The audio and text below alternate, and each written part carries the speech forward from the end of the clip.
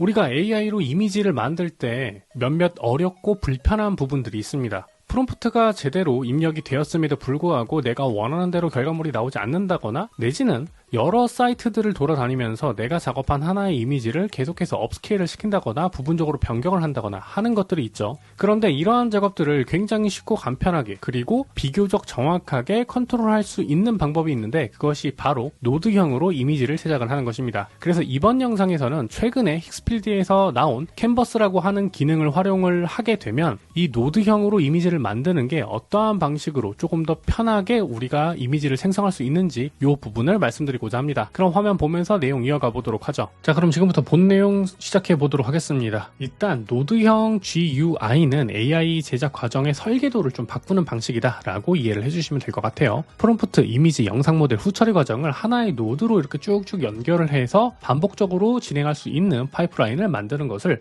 노드형 GUI의 핵심이라고 볼 수가 있습니다. 자, 그래서 핵심이라고 한다면 결과만 보는 화면이 아니라 작업 과정 전체를 하나의 캔버스 위에 남기는 방식이다 라고 이해를 해주시면 좋을 것 같아요.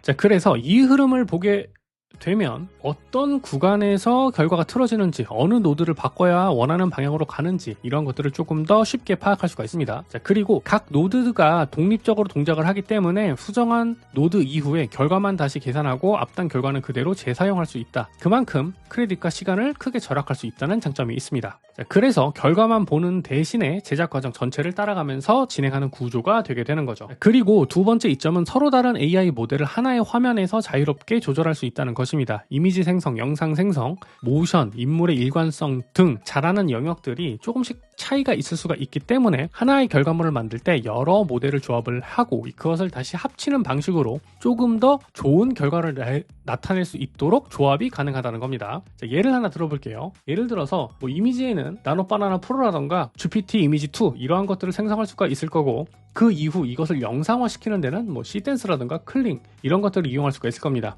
그리고 마감은 업스케일을 한다던가 하는 방식으로도 활용할 수가 있게 되는 거죠. 자, 이게 단순한 편의 기능이 아니라 AI 크리에이터들의 생산성 자체를 바꿀 수 있는 굉장히 중요한 이점이라고 생각을 합니다. 자, 결과적으로 최고는 한 모델만 쓰는 것이 아니라 목적에 맞는 모델들을 연결할 때 나온다는 것입니다. 자, 그리고 세 번째 장점은요, 한번 만든 노드 구조를 계속해서 재활용할 수가 있다는 겁니다. 한번 구성된 워크플로우는 프로젝트가 바뀌어도 다시 꺼낼 수 있는 하나의 템플릿처럼 진행이 되게 됩니다. 자, 지금 이런 식으로 이미지가 생성이 되었습니다. 동일한 이미지를 새롭게 또 뽑아낼 수가 있는 거죠. 자, 예를 들어서 이쪽으로 프롬프트를 다시 입력을 하고요. 이 다음 똑같이 같은 과정을 반복을 해주는 이러한 방식으로 이 캔버스, 즉 노드형 GUI를 활용할 수가 있게 되는 것입니다. 실무의 예를 들어본다면 홍보 영상을 만드는 워크플로우를 한번 구성해 두면 다음번에는 제품만 새로 교체를 한다거나 하는 방식으로 동일한 컨텐츠를 AI를 통해서 뽑아낼 수가 있게 되는 거죠. 조금 더 숙련된 작업자일수록 나만의 템플릿, 나만의 워크플로우를 여러 개를 만들어 두고 주제와 프로젝트에 따라서 이를 활용하는 방법도 있을 것입니다. 즉, 결과물이 아니라 제작 구조를 자산으로 남긴다는 점이 포인트라고 할 수가 있습니다. 자, 그리고 네 번째 이점은 협업과 고도화에 조금 더 유리한 부분이 있다는 겁니다. 예를 들어서 캔버스의 경우에 아이디를 공유하고 있다고 한다면 링크 하나만 공유를 하게 되면 팀원들이 같은 캔버스 위에서 작업될 수 있도록 설계가 될 수가 있을 거고요. 단순히 결과 파일을 넘겨주는 게 아니라 작업 과정 자체 전체를 공유를 하고요. 특정 노드만 내가 맡아서 처리하는 이러한 방식으로도 협업이 가능해집니다.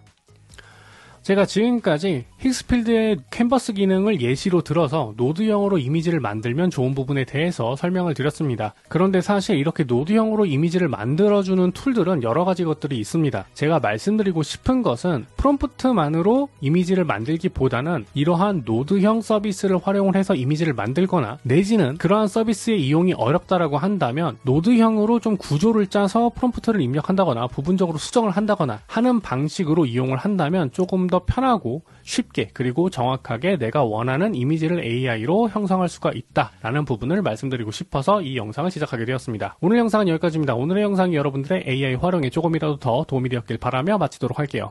지금까지 그리고 앞으로도 전 캡손 실무자입니다. 감사합니다.